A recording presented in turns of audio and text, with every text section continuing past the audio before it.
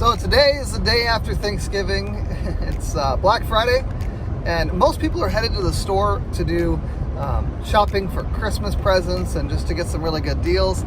I'm going to rent a rug doctor. Yeah, so with all the food yesterday, and kids that, you know, they eat 4 slices of pie and all the things, sometimes their eyes are bigger than their stomach, and the stuff that they put in their stomach doesn't fit. And so it comes out, which is what happened last night. One of our daughters had eaten 4 slices of pie and some another pastry and all the Thanksgiving fixins and the green bean casserole and the turkey and the cranberry sauce and the potatoes and the stuffing and all the things. Yeah, it didn't want to stay there. So she at 1 o'clock in the morning wakes us up and says that she had thrown up on the floor in her bedroom. So this morning I am on my way to rent a rug doctor so I can shampoo the carpet. So happy Black Friday! Woo! Alright, I've got the carpet cleaner and I'm headed back. See how this goes. So having 6 kids, we have messes on the carpet all the time. So we actually have our own Bissell carpet steamer.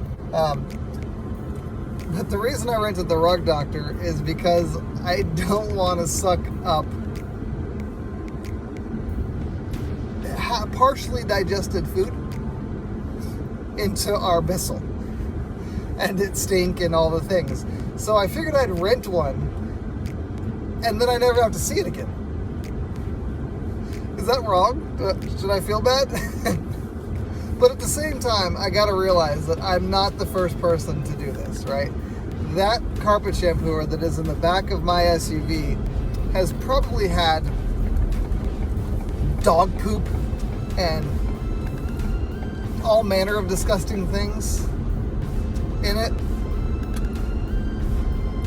Now that I think about it, that's kind of gross. Ugh. It looks pretty clean. Anyways, so should I feel bad for renting it specifically so I don't have to put the yuckiness in my own shampooer? What do you think? Let me know. Alright. Okay, carpet's cleaned, headed back to the store.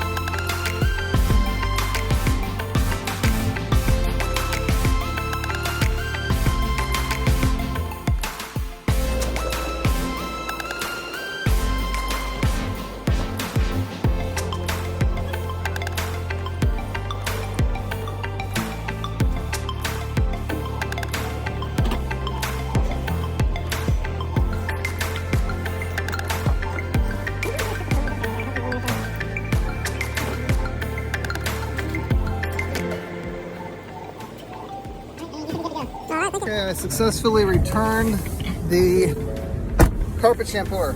Now I am headed to Lowe's to get a heat lamp bulb for our chicken coop. It's 9 below right now.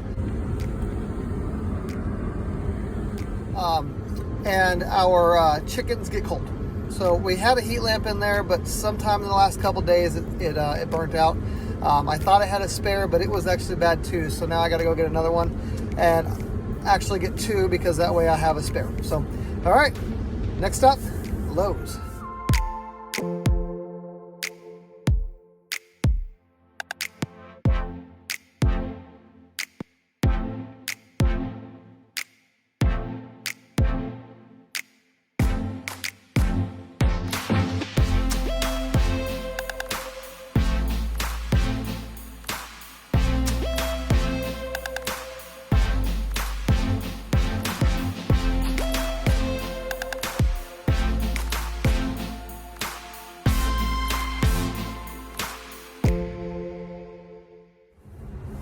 Okay, I made it to Lowe's.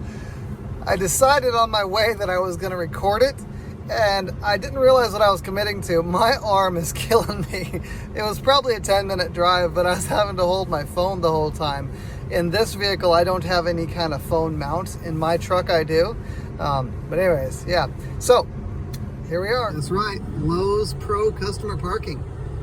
Preferred parking right here by the entrance. And I am a Lowe's Pro, so I get to park here. One of those perks of the glamorous life of a contractor. I did a video a couple years ago on my Facebook where I showed some of the glamorous things that we as contractors get to experience. I'll have to find that video and post it here.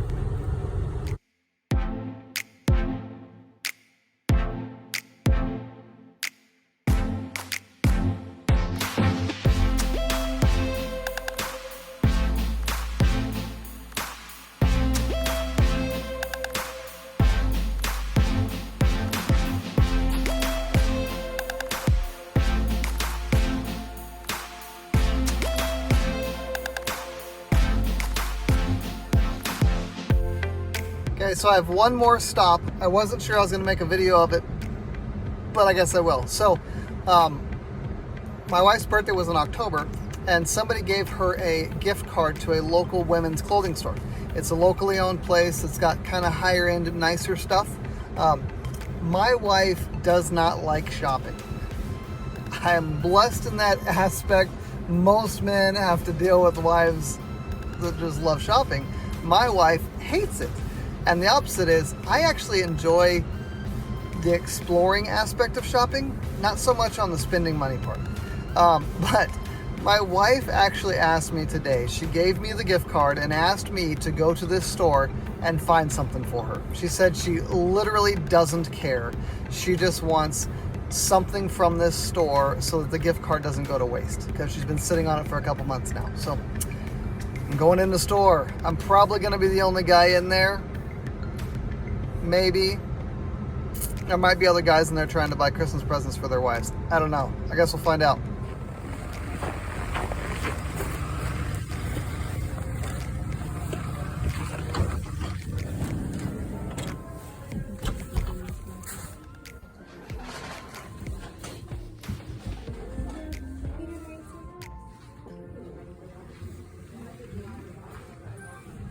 All right, success. I got something for my wife with her gift card that I think she'll like, and then I also got her a Christmas present since I was there, but I'm not going to show you that because if she watches the video, then she'll know what she's getting for Christmas.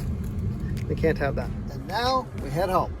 I also thought it'd be interesting to mention that if you notice how dark it's getting outside, it is currently only about 3:15 in the afternoon. Welcome to the Arctic.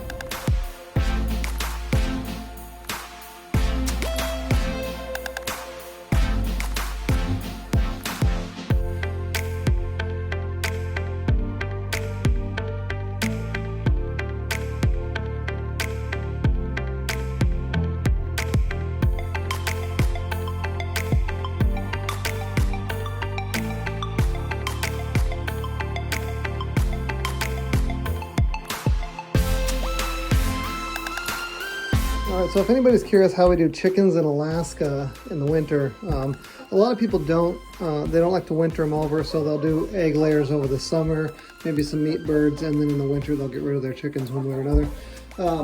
But we have for the past 5 or 6 years kept chickens over the winter. Right now we've only got 3 chickens. We've got 1 little bantam and 2 Australorps. Those 2 black chickens, they actually lay an egg almost every day, even in the winter. But the way we do it, I have a feeder that's hanging here from a chain, and I keep that full, all right, so they have plenty of food. We have oyster shells right here. They need that because they're not out eating gravel and bugs and dirt and stuff like that, so they need to get some calcium, and it also helps them in their crop to digest their food. And then twice a day I bring them out water in these little waterers. Couple years I had bigger ones, but it didn't matter because they froze, so I just found buying these little bitty ones was just easier. They usually will come and drink it as soon as I bring it in, get their fill, and then it'll freeze. This thing hanging here is actually my water bucket for the summer. It's got these little peckers on it so that they can peck at it. I don't use that in the winter for obvious reasons, it freezes.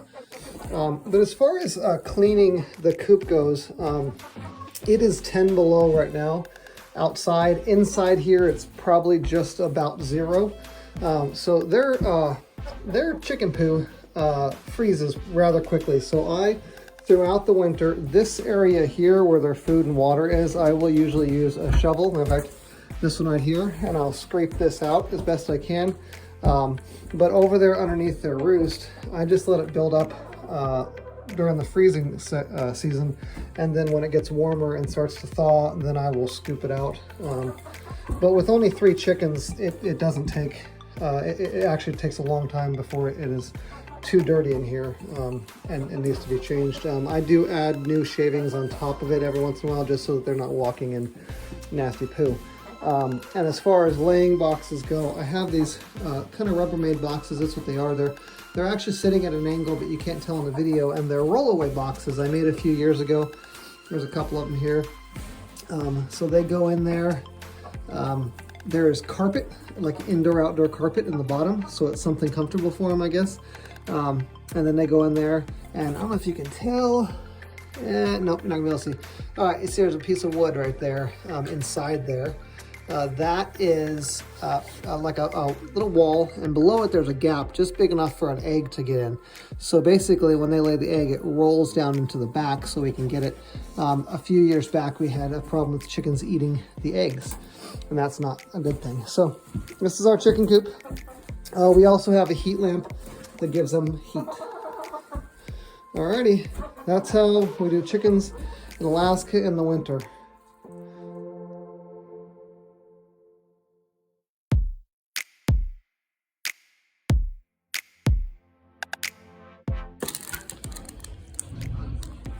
So it's to place the whole packet on top of the fire.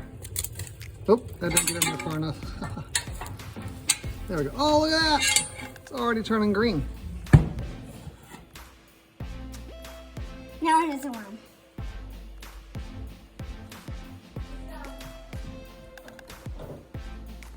So pretty. Look at that.